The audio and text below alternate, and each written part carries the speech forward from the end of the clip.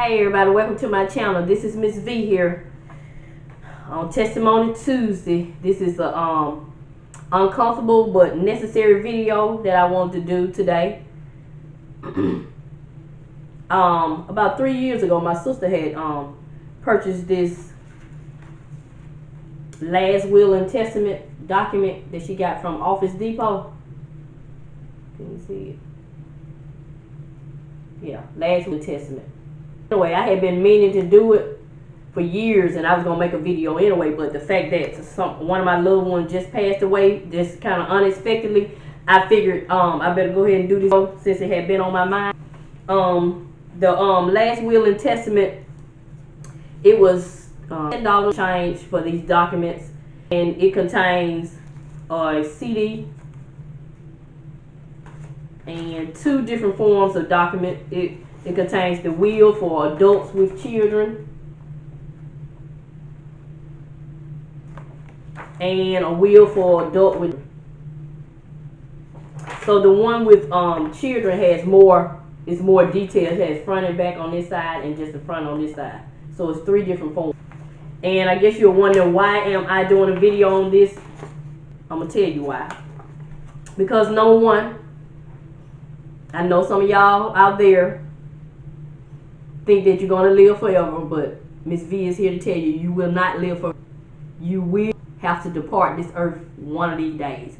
So I am someone who likes to be just like my DIYs are organized and all put together. I'm trying to get my life the same way. So I decided to go ahead and purchase these forms and get my will. Not that I have a lot of assets to divide.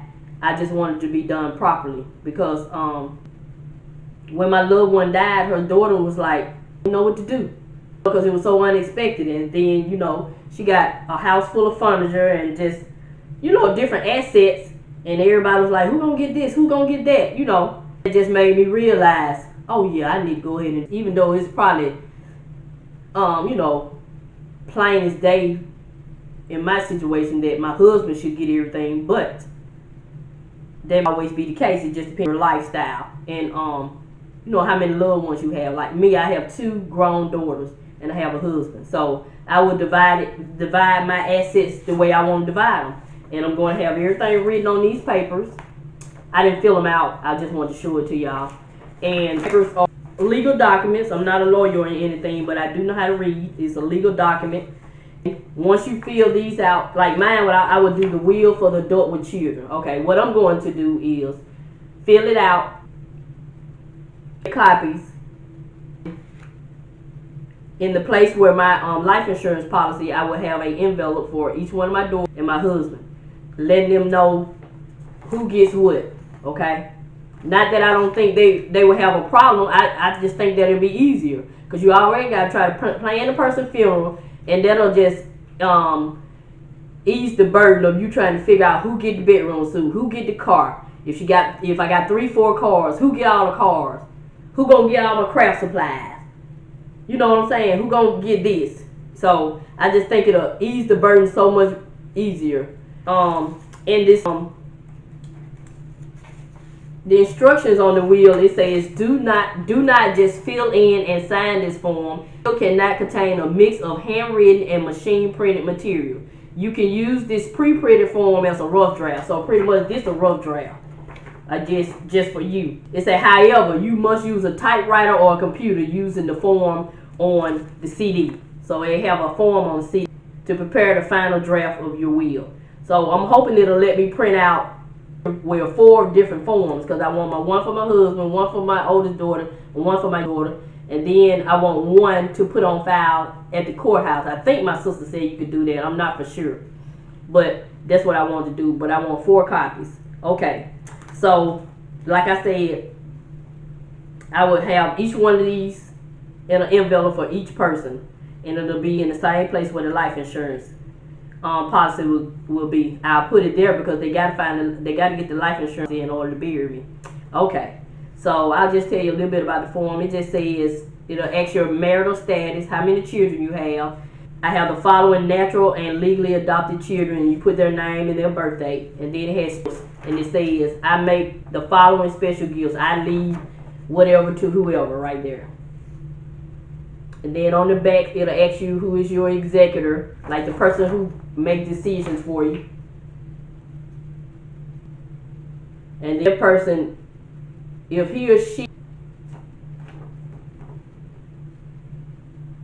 ceases to serve, you name whoever your executor is, to retain the property, just different little stuff, to sell, lease, or exchange property. In other words, that's the person that's over your estate, I think.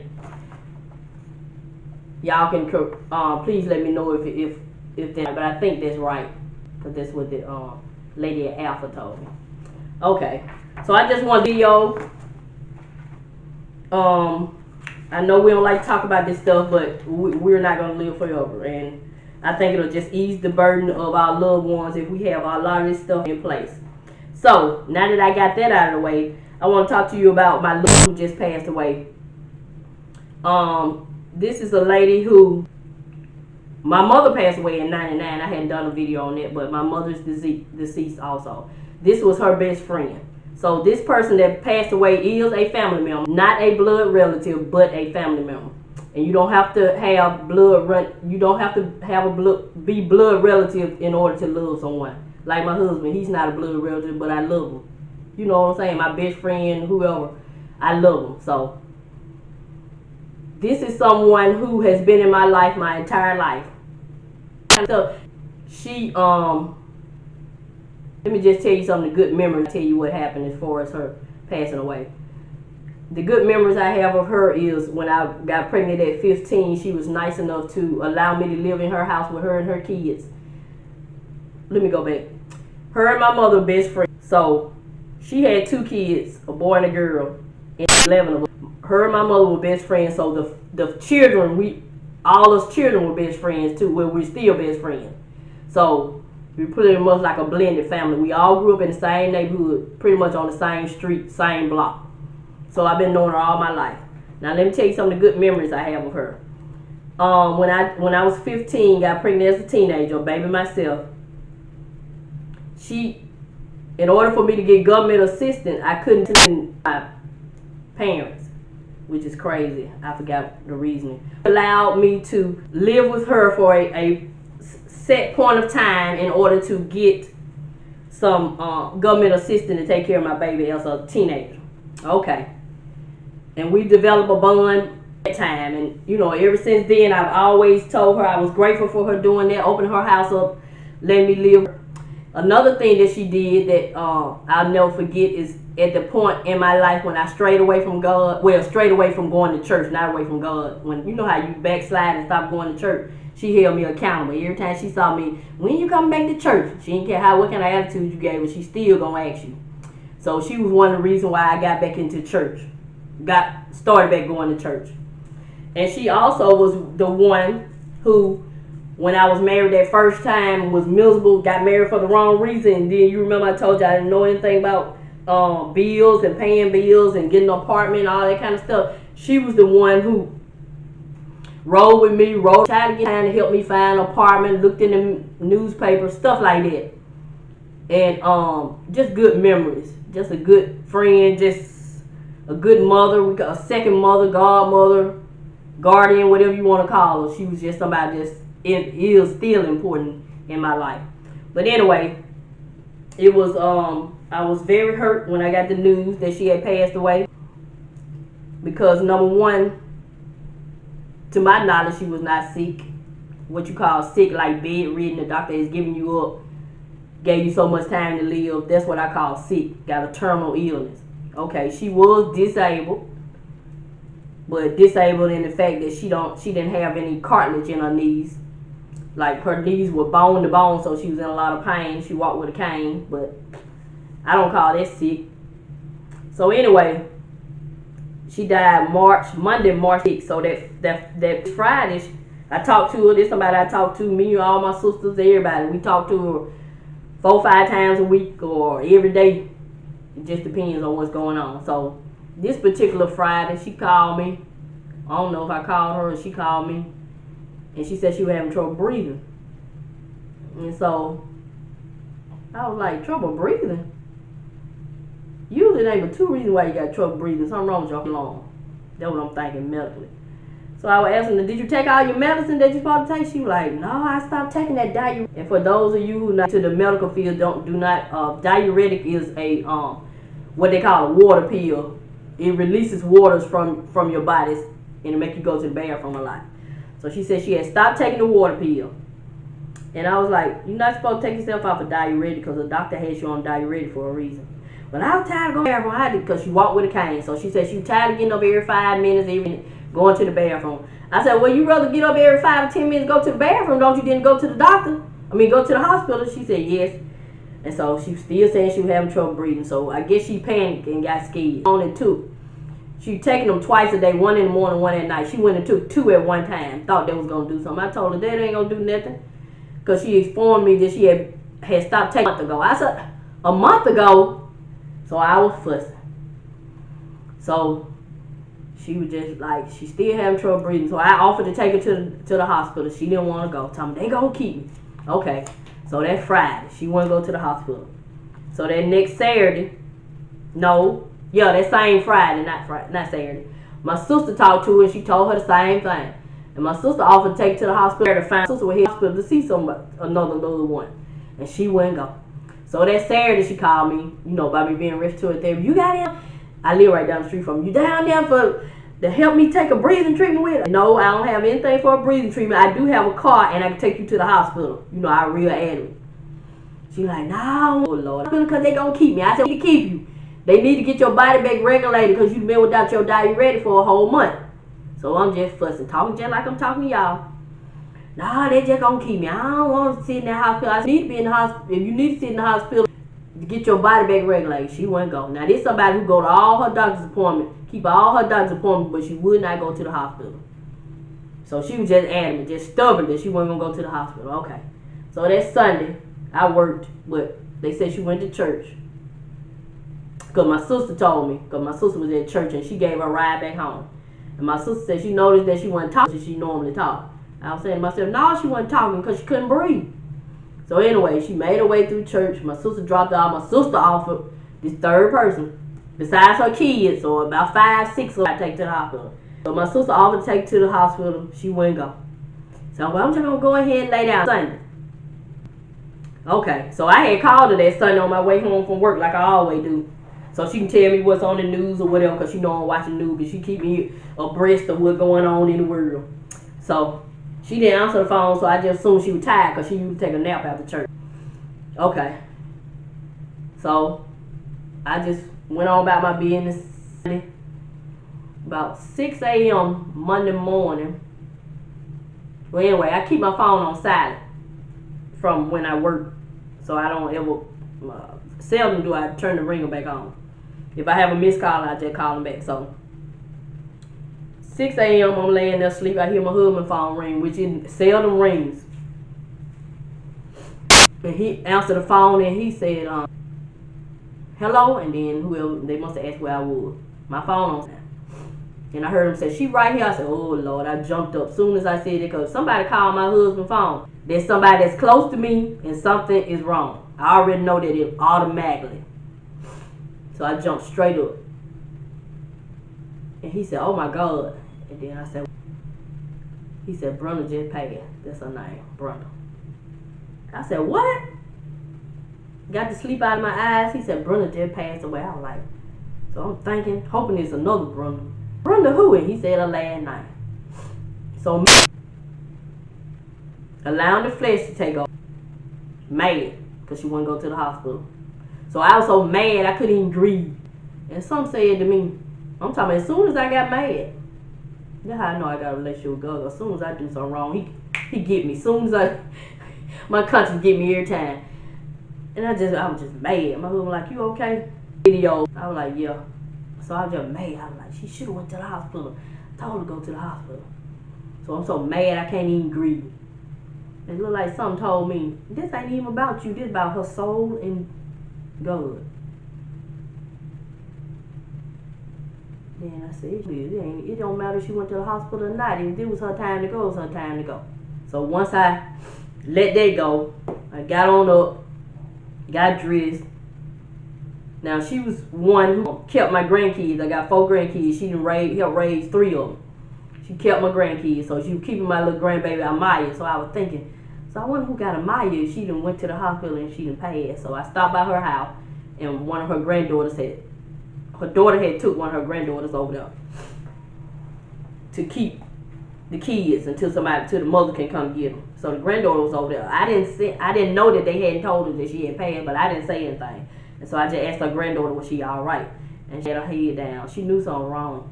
She said she was all right. Baby, as soon as she said she was all right, looked like something just came over me, and I didn't break down in front of her. I broke down when I got outside her apartment.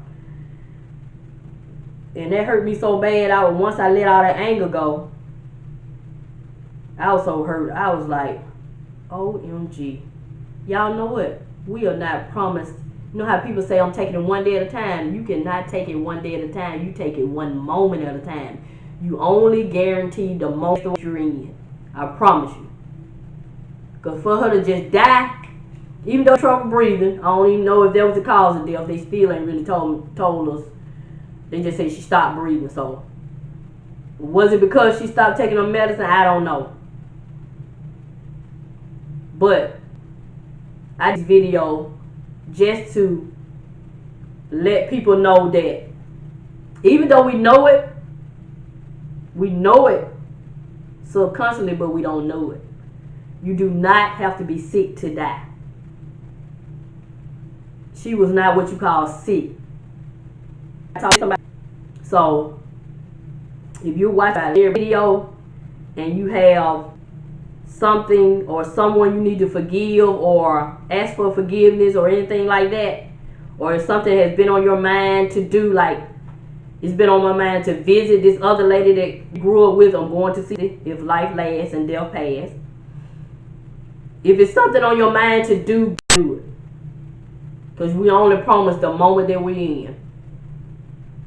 I promise you, you talking about something hard. Even like her daughter don't even know what to do. She was thinking of folks when they came in, when she got to the hospital, gonna come tell her what room she in. They came and told her mama done passed.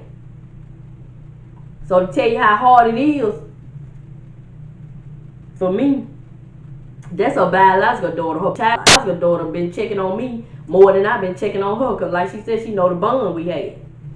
But the thing I like about this family is, even before she passed, her daughter, son, they always told us, me and my sisters, that they appreciate everything we do to help their mother. Because we were the ones helping her, taking her to the doctor and running errands for her, and do all that stuff herself. She had 1 daughter and 1 son. And they can't do everything, you know, they needed help. And so we pretty much were their family. And so what I like about them is they told us they appreciate us before she died. And even once she died, this wasn't a family that just said stuff, you know, to each other once the person deceased. They said stuff while you were living. So they love their mom and I love their mom. We told each other that on a regular basis. We didn't just stand over the casket and say it. So that's why I made this video, because it is necessary for everybody who is watching this video. I don't care how many subscribers you have. If you balling out of control with subscribers, you will depart this earth one day. And none of us are above death. So I know this is an uncomfortable video, but it's a necessary video.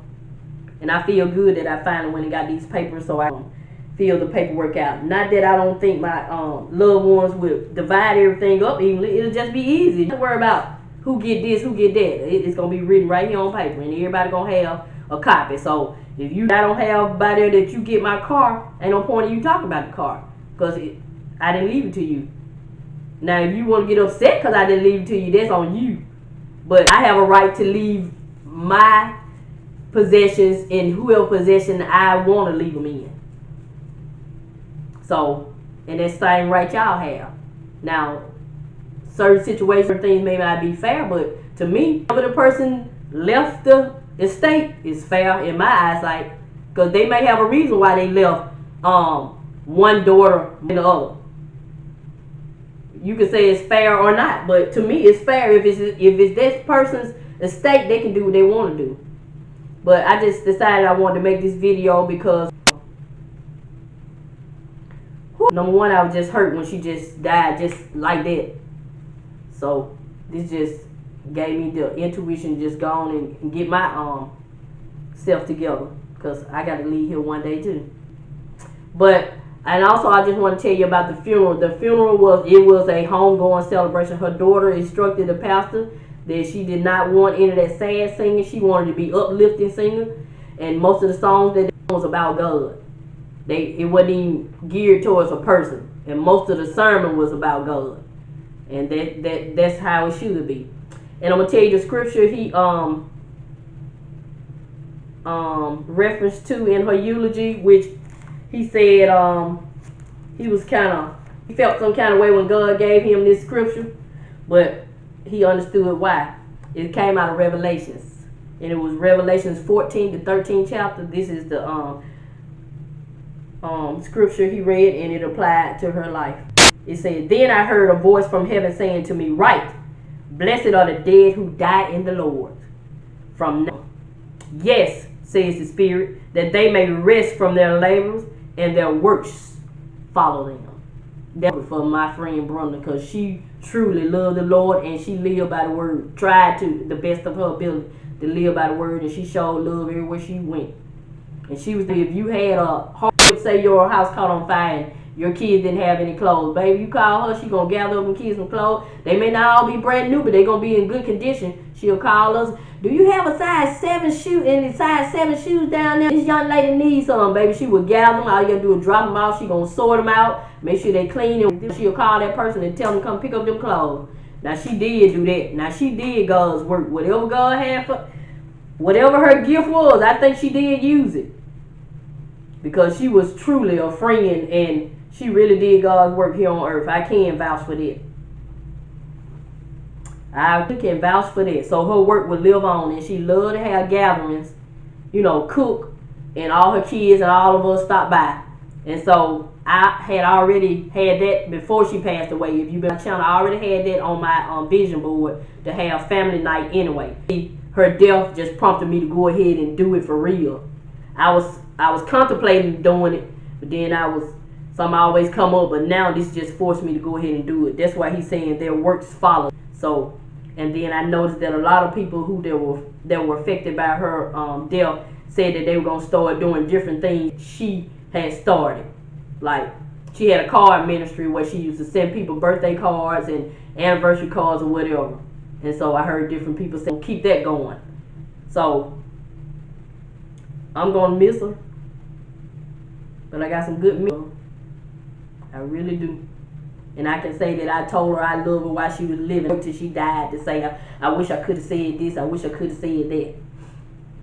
And as I said, I offered to take her to the hospital, so I found joy. I found joy in knowing that she loved the Lord and she tried to live a Christian life, and the fact that I did offer to take her to the hospital.